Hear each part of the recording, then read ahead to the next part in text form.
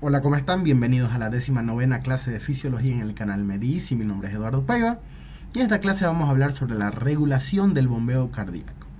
Tópicos que vamos a ver en esta clase: vamos a ver algunas generalidades de la regulación cardíaca, el mecanismo intrínseco de Frank Starling, el control del corazón por el sistema nervioso autónomo, ya sea simpático o parasimpático, y vamos a ver también el efecto de la temperatura sobre la frecuencia cardíaca.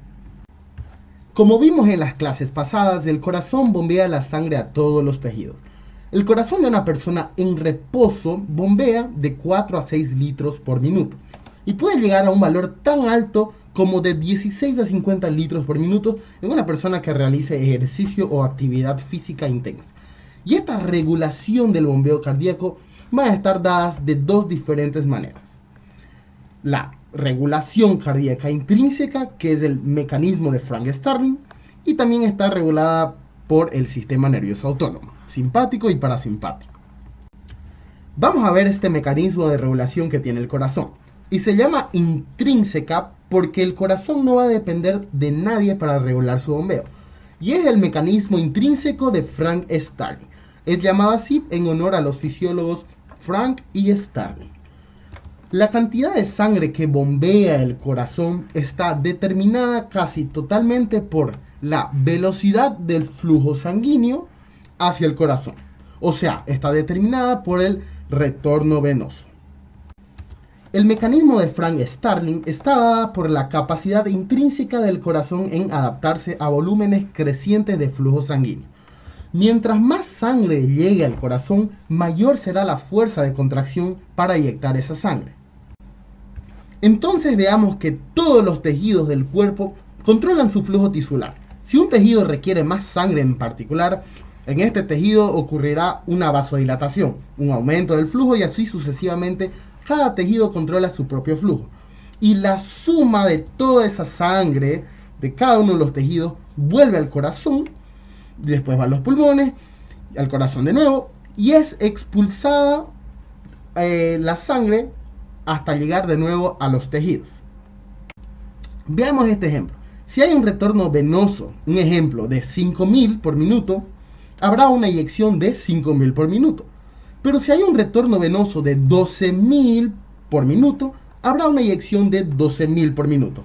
Entonces podemos decir que a mayor retorno venoso, mayor sangre bombeada. Y el mecanismo de Frank Starling se basa en esto: a mayor distensión del músculo cardíaco durante el llenado, o sea, durante la diástole, mayor fuerza de contracción y por ende mayor vaciado durante la sístole. Resumiendo, a mayor distensión, mayor contracción. Vemos entonces dos corazones. El primer corazón se distendió con un volumen de 50 ml, o sea, entró 50 ml y el corazón se distendió. Se distendió y se contrajo, por lo que eyectó 50 ml. Ahora en el otro corazón se distendió con un volumen mucho mayor, un volumen de 200 ml, por lo cual se distendió y se contrajo y hizo una eyección de 200 ml. Y eyectó más porque hubo una mayor distensión. Entonces podemos decir que el corazón bombea lo que recibe. ¿Y cómo explicamos el mecanismo de Frank Starling? Cuando el músculo se distiende, los filamentos de actina y miosina quedan desplazadas hacia un grado más óptimo de superposición. O sea, quedan en un ángulo mucho mejor para poder realizar la contracción. Este aumento de carga en el ventrículo estira al miocardio e intensifica la afinidad que tiene la troponina C por el calcio. Acuérdense que vimos en la clase de contracción y excitación del músculo cardíaco que la troponina C es parte de la actina y es la que tiene la afinidad por el calcio para desplazar la tropomiosina, y así la cabeza de la miosina puede entrar al sitio de unión y hacer el golpe de fuerza y hacer la contracción. Perfecto. Pero ojo, lo tenemos que tomar muy en cuenta. El mecanismo de Frank Starling solo ocurre dentro de los límites fisiológicos y en un miocardio, o sea, un músculo cardíaco sano. Por ejemplo, en la insuficiencia cardíaca congestiva, mientras más se dilate el corazón, más débil se volverá su capacidad de bomba. Y eso porque se estiran tanto los filamentos de actina y miosina que la disposición actina-miosina queda demasiado alejada una de la otra y en consecuencia no podrá contraerse más y el corazón queda insuficiente. Ahora vamos a hablar de la regulación por el sistema nervioso autónomo, donde vamos a tener dos estímulos, el del sistema nervioso simpático y el parasimpático. Sistema nervioso simpático aumenta la frecuencia cardíaca, mientras que el parasimpático la disminuye.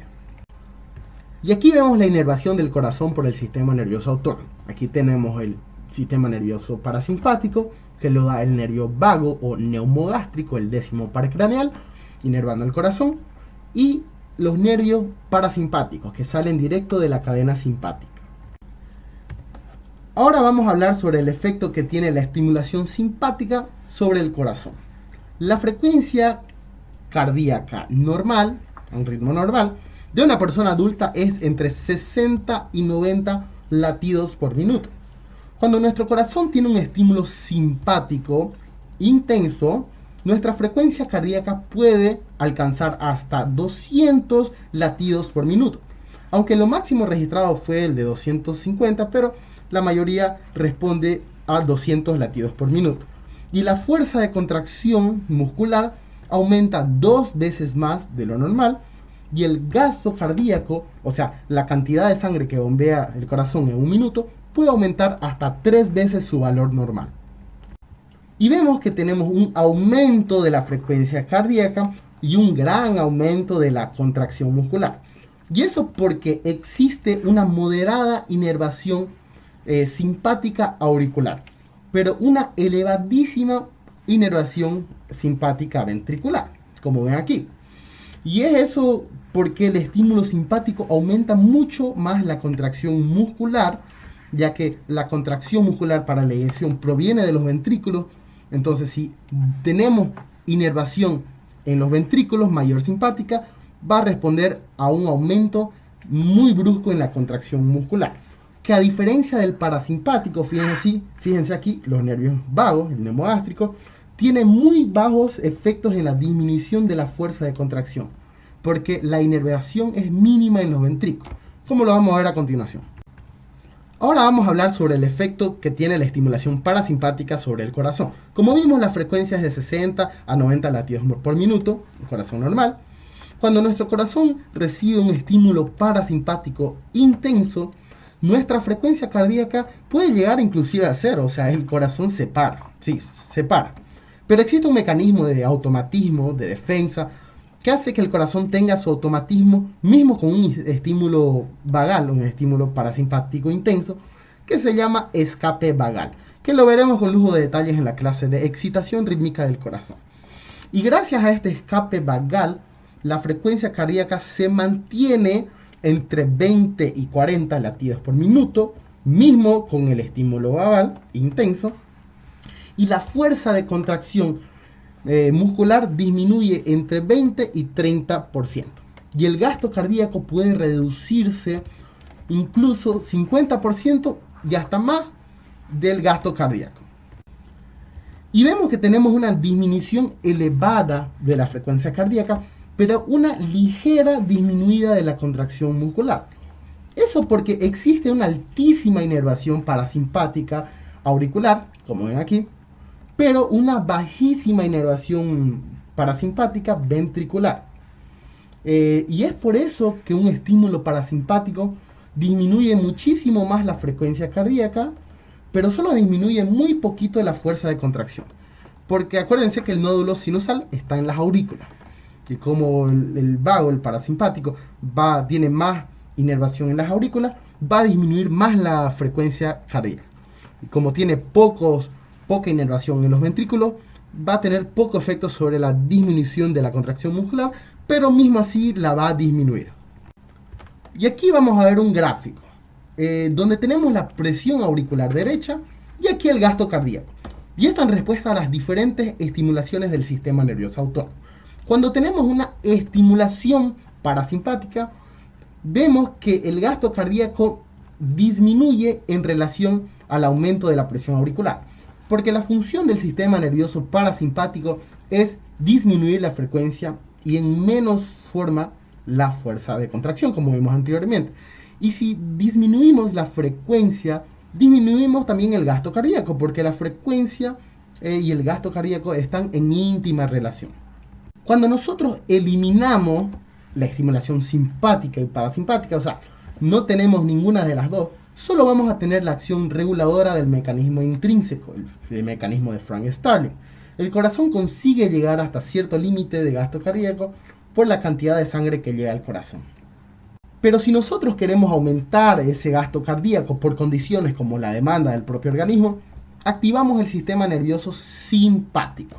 Pero ojo, es un estímulo normal y aumenta la fuerza de contracción y la frecuencia cardíaca, y en consecuencia va a aumentar el gasto cardíaco, que es de casi 15 litros por minuto, que es lo máximo que se puede llegar en condiciones fisiológicas del estímulo simpático. Y cuando tenemos un estímulo máximo del simpático, o sea, todos los receptores adrenérgicos están ocupados, como por drogas, fármacos, existe un aumento muy grande de la fuerza de contracción y de la frecuencia cardíaca. Y como les dije, la frecuencia cardíaca está íntimamente relacionada o ligada al gasto cardíaco. Y el gasto cardíaco irá a aumentar a valores sumamente altos. Efecto de la temperatura sobre la función cardíaca. El calor, o sea, el aumento de la temperatura, aumenta la frecuencia cardíaca, como vemos en la fiebre, y puede llegar hasta el doble. De hecho, por cada grado que aumenta la temperatura, la frecuencia cardíaca aumentará de 10 a 15 latidos por minuto aproximadamente. Esto se da porque el calor aumenta la permeabilidad de la membrana del músculo cardíaco a iones sodio. Y vamos a ver en la próxima clase que es el ion sodio el que da el estímulo de los marcapasos naturales de la excitación rítmica. Y si hay un aumento de la permeabilidad de estos iones sodio, que son los que controlan la frecuencia cardíaca, van a acelerar el proceso de autoexcitación. Por ende, van a aumentar la frecuencia cardíaca. Y el frío hace lo contrario, disminuye la frecuencia cardíaca. De hecho, el intervalo de temperatura corporal que el organismo soporta es entre 16 a 21 grados centígrados. En esas temperaturas tan bajas, el corazón apenas está latiendo. De bibliografía utilicé el Tratado de Fisiología Guyton Hall, edición número 13, ahora una nueva. Muchas gracias, te mando un abrazo.